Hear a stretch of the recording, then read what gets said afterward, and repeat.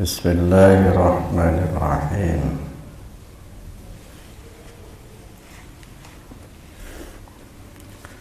Al-haditsus sabi'u wa sab'un ba'dal mi'ah.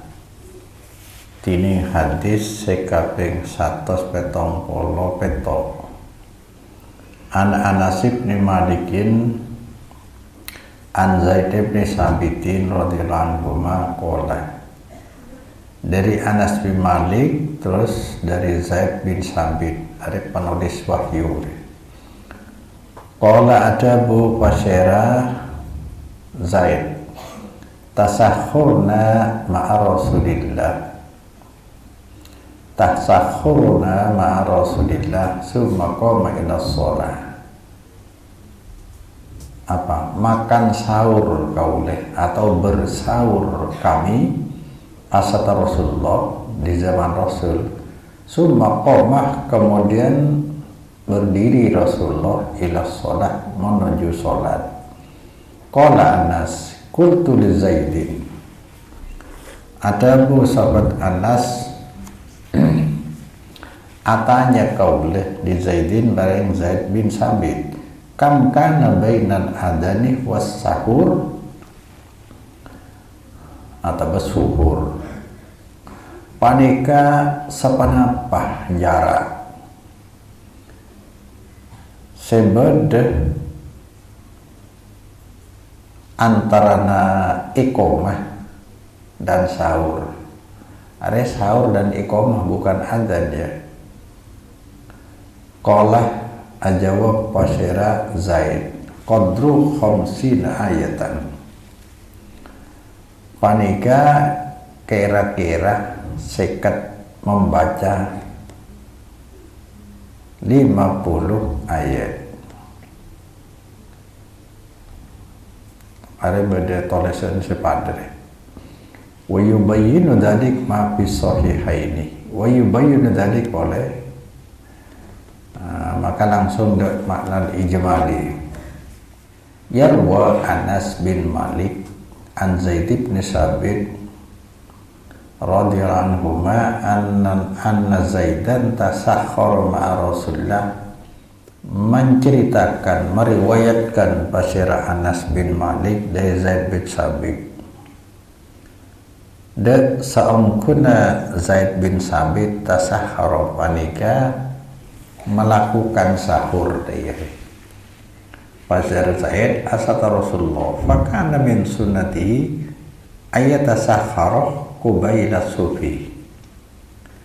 Maka pada panika kebiasaan Rasul. Panika Rasul panapa melakukan sahur, bersahur pasyara Rasul menjelang subuh. Tidak ada waktu imsak dikena, langsung ke salat subuh. Walida fa innahu kana, walida karena panika qubaila subhi yatasakhkhara qubaila subhi fa innahu, maka saungkuna Zaid bin Sabit atau Nabi panika saampun melakukan sahur Nabi qoma ila salati subuh, langsung berdiri Rasul maring salat subuh. Jadi sangat dekat dengan salat subuh ini. Pasala Anas Zaid, pas atanya pasyara sahabat Anas Zaid bin Sabit, kam kana bainal iqomah was sahur, panika sapanapa sebeda bektoh panika sapanapa daya beda pada pembektoh antarana iqomah ben sahur. Qala jawab pasyara Zaid qadru khamsin ayat, sekitar membaca 50 ayat saja. Ndak wanda kata kecil. Ma yukhadu minal hadis, yang perlu diingat, puasa sangat dibutuhkan oleh kita dalam hidup ya, karena puasa adalah terapi hati yang kurang taat, hati yang kurang takwa, maka lewat puasa itu memang disiapkan ya, dibuatkan oleh Allah terapi ilahiyah, mengkondisikan batin atau mengkondisikan hati berproses menuju takwa. Pelan-pelan bisa merasa dekat kepada Allah, merasa takut dan harap kepada Allah Subhanahu wa Ta'ala. Puasa bagian dari rukun Islam yang disebut dengan ibadah muqayyadah, ibadah yang punya nama, diikat dengan waktu, cara dan batasan.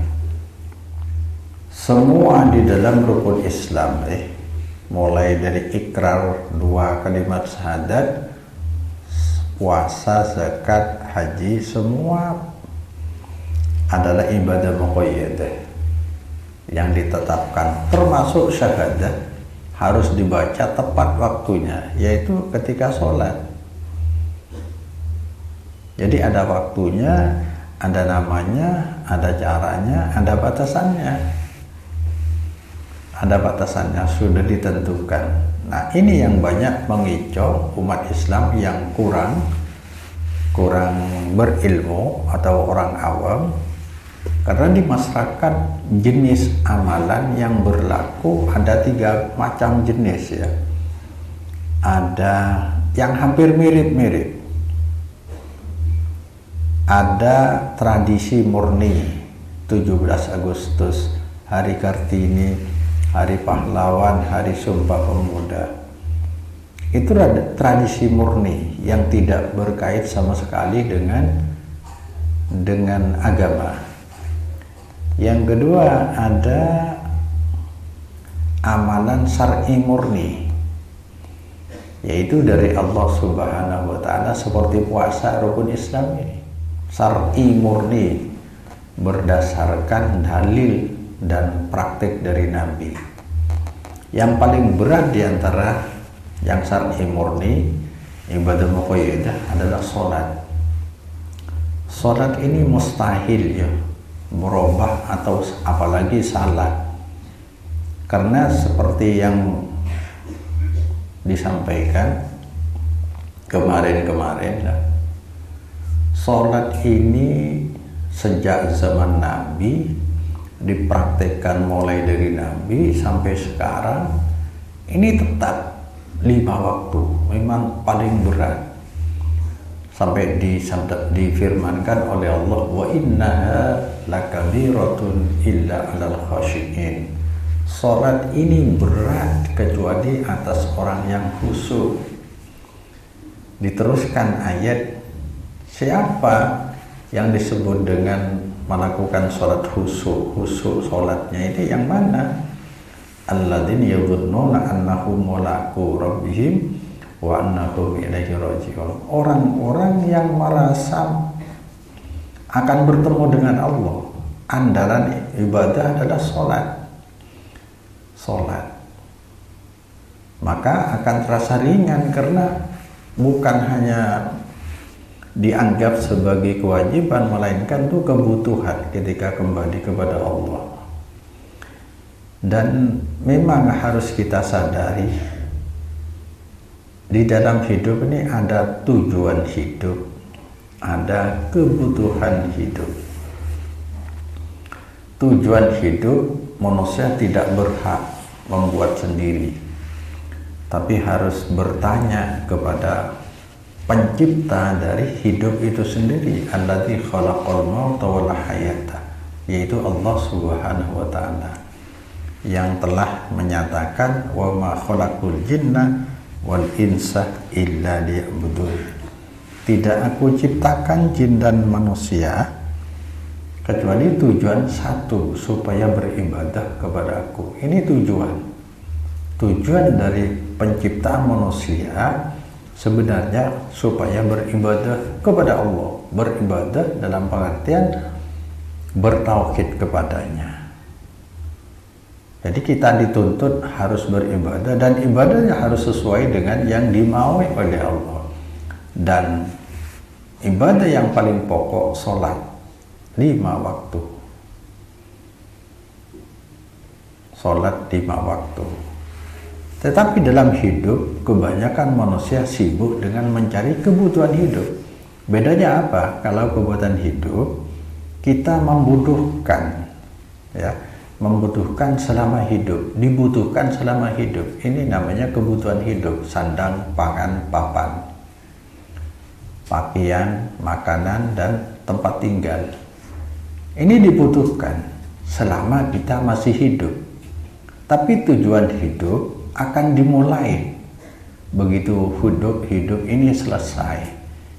Ya, setelah kita meninggal dunia, tujuan hidup ini yang meneruskan kebutuhan kita di sana. Bedanya ya. Lah orang yang sibuk memenuhi kebutuhan hidup, lalai dengan tujuannya, maka akan menyesal tidak membawa apa-apa. Karena hidup ini berlawanan ya.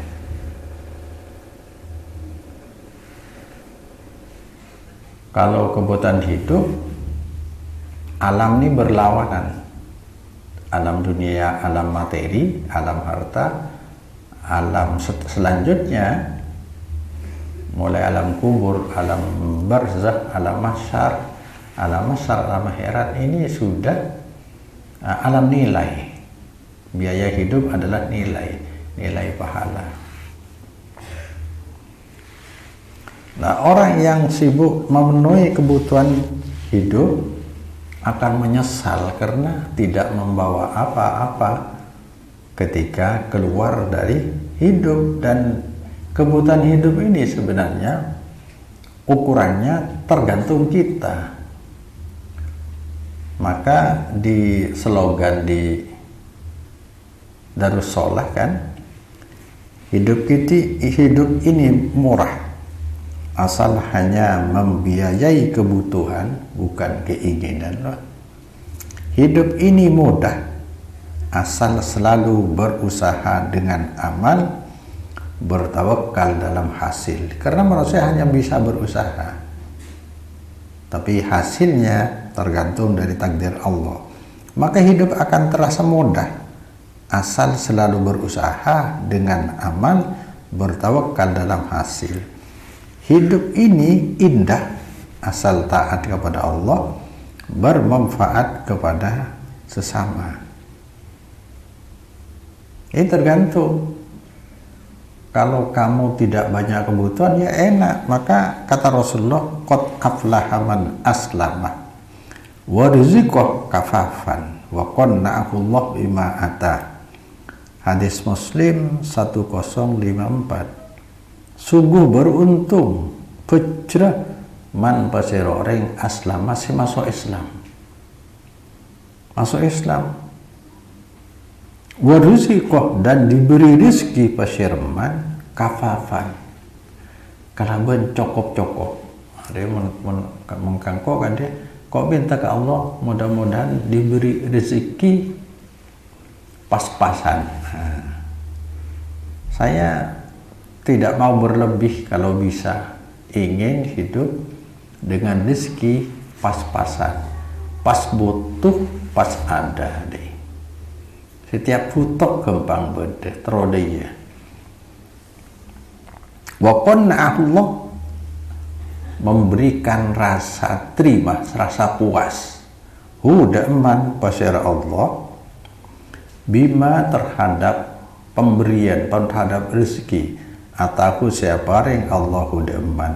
Di hadis yang lain riwayat Tirmidzi 2349, tuba liman hudiya ilal Islam, hampir sama ya. Wa kana aishuhu kafafan wa qana'ah. Sungguh pecrah untung liman ikan di orang hudiyah yang ditunjukkan man maring agama Islam. Wa kana halibada aishuhu, perekonomi man kafafan, cukup, tidak berlebih, tidak kurang, cukup, kan sama dengan pas-pasan. Wa qana'an remah, tenang. Kan yang tidak terima ini, yang tidak puas, tidak puas nih merasa hidupnya resah. Tapi kalau puas walaupun sedikit tidak. Ya, kita harus tahu. Dan tadi belum disebutkan di masyarakat ada amalan tradisi murni, amalan syar'i murni yang disebutkan tadi, yaitu rukun Islam, dan ada amalan kombinasi. Ini yang banyak mengecoh orang awam. Apa itu? Namanya dibuat dari budaya, tapi isinya, kandungannya syariat, seperti Maulid Nabi, Khol, paket tahlilan 40 hari, arwah 100 hari. Itu nama yang dibuat, nama Maulid, peringatan Maulid itu sebenarnya hari kelahiran, yaitu hari ulang tahun. Tidak ada dalam agama, tetapi di dalamnya berisi amalan-amalan syariat. Maka sulit orang untuk bisa diberitahu bahwa itu amalan bid'ah, karena di dalam yang dibaca, padahal di dalam tidak pernah diniati. Yang diniati adalah kulitnya, niat maulid.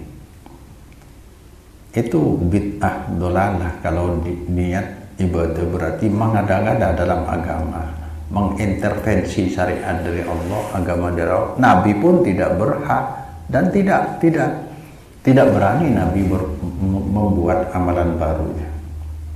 Itu amalan baru namanya. Amalan mandiri yang punya nama diikat dengan waktu. Maka hampir-hampir ya diperlakukan di masyarakat seperti ibadah muqayyad, tidak ubahnya dengan rukun Islam. Ada namanya, ada waktunya, ada caranya, ada batasannya. Tetapi yang diniati adalah kulitnya, yakni yang budaya. Amalan khol, tidak ada amalan kholnya. Niat khol. Maka disinilah letaknya kedolalahan itu. Merasa benar di jalan salah, karena innamal a'malu binniyat. Amal tergantung dari niat. Niatnya yang diniati adalah nama budaya.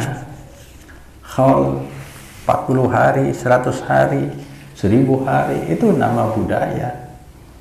Di dalam tidak pernah diniati sedekah, silaturahim, baca-bacaan, tidak pernah diniati. Yang diniati adalah kulitnya, budayanya. Maka dengan adanya 4 ketentuan tadi, nama, waktu, cara, dan batasan, di situ ada 4 taat kepada pihak lain dalam ibadah kepada Allah. Jadi taatnya bukan ke Allah, tetapi yang diharapkan, yang diniati ibadah kepada Allah Subhanahu wa ta'ala. Ma yu'khadu minal hadis, tining poin-poin ilmu yang bisa diambil, disimpulkan dari hadis. 1. Afdaliyatu ta'khiris suhur ila qubailil fajri. Keutamaan mengakhirkan sahur sampai menjelang subuh. Ya, fajar itu subuh. Raqatal fajri khairun minad dunya wa ma fiha. 2 rakaat sebelum subuh lebih baik dari dunia seisinya.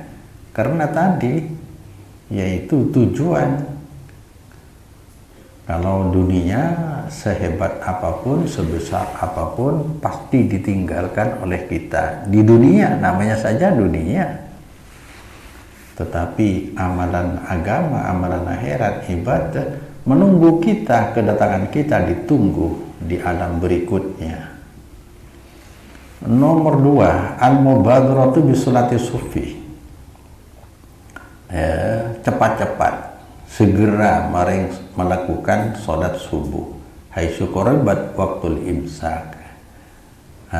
Karena sudah dekat dengan waktu imsak. Setelah sahur langsung sholat subuh. Nomor 3, anna waqtal imsak huwa tulu'il fajri.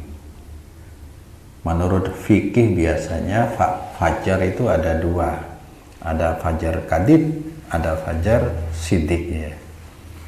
Fajar katib itu sebelumnya, setelah itu gelap lagi ya. Dan fajar sidik langsung ke subuh. Ini imsaknya sebenarnya dekat sekali dengan salat subuh. Anna waqtal imsak tulu'ul fajri. Kama qala ta'ala wa kulu washrabu hatta yatabayyana lakumul khaytul abyadu minal khaytil aswadi minal fajri. Kulu ada sampean setuju waktu pasar nginum sampean setuju hatta yatabayyana sehingga jelas laku marang sampean pada benang putih dari benang hitam, jelaslah. Berarti sudah hampir siang. Minal fajri dari fajar, dari subuh. Wa bihada na'lamu.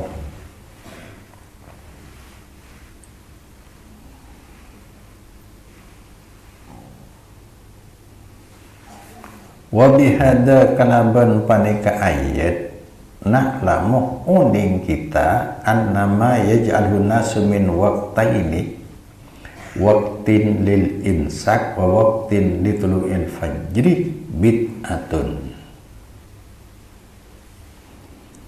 Karena panika ayat kifur aja akan nino sampai jelas benang benang putih dengan benang hitam ya.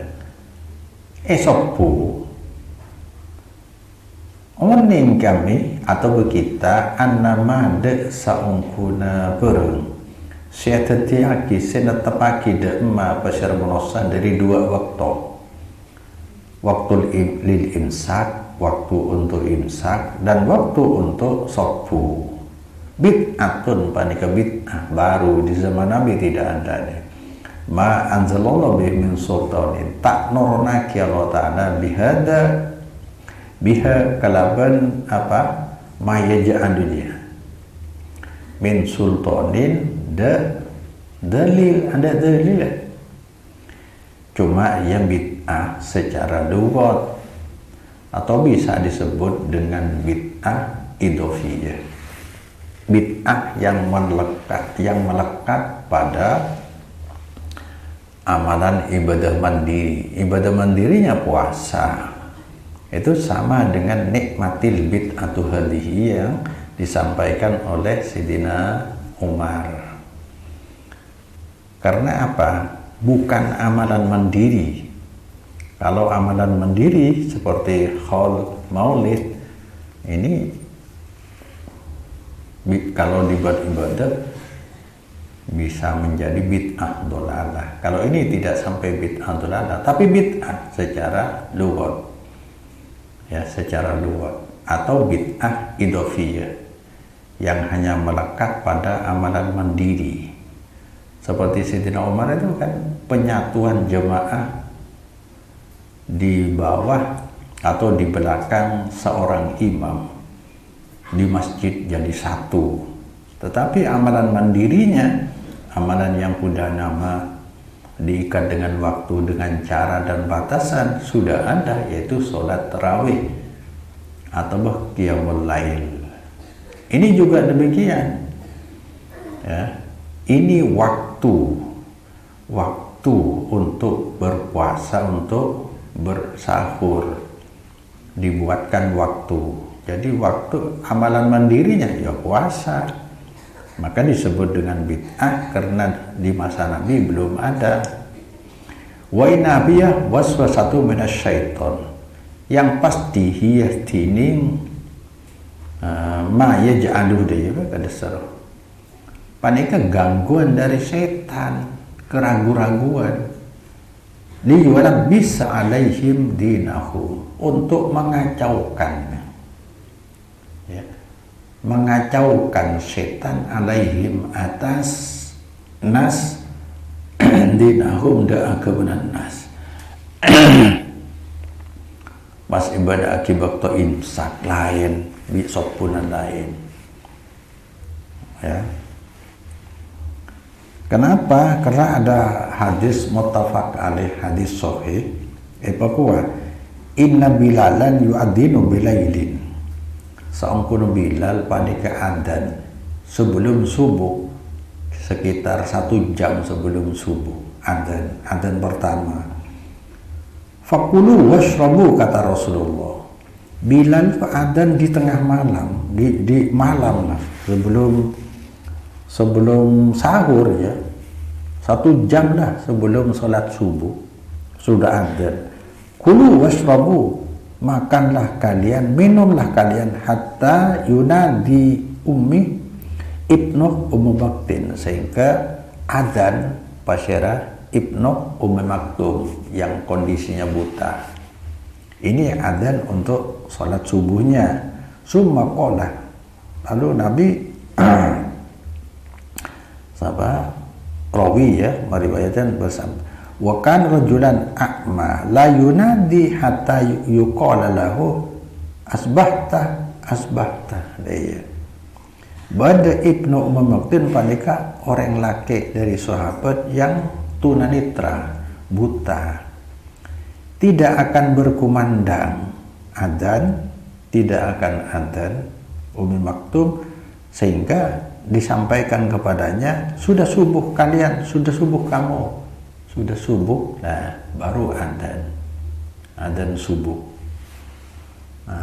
Dengan demikian adzan pertama masih berlangsung waktu sahur sampai subuh, sampai subuh, menjelang subuh. Ya, untuk lebih hati-hati mungkin 5 menit dari adzan subuh itu masih bisa kita bersahur.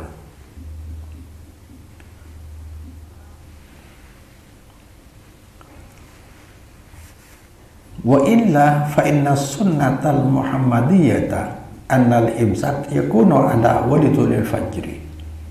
Kalau bukan karena kekacauan talbis setan, kalau bukan dengan pengacauan setan, maka saungkuna sunnah Muhammadiyah, syariat yang dibawa oleh Nabi dia, saungkuna ajaran syariat dari Nabi, panika saungkuna imsak, yakni yang tidak boleh makan, tidak boleh menahan diri dari makan untuk berpuasa dan minum, yakunu panika bada panapa imsak awwalul fajri, panika di awal terbitnya fajar subuh.